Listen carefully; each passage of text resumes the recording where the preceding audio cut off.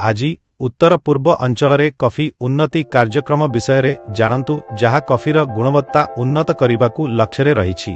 चाषी माने purpose cement शुष्क जार्ड भली भूमिका सहायतारू लाभ उठांती एवं एही शुष्क जार्ड पाई 75% सब्सिडी मिले।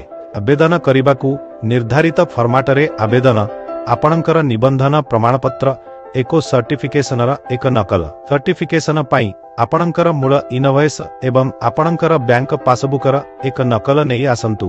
मने रखंतु आवेदन निबंधित कृषकंक नाम रे हेबा उचित। आपण PDF मुद्रण करी भरी निकटस्थ कॉफी ऋणर विस्तारण कार्यालय को दाखल करि परिबे।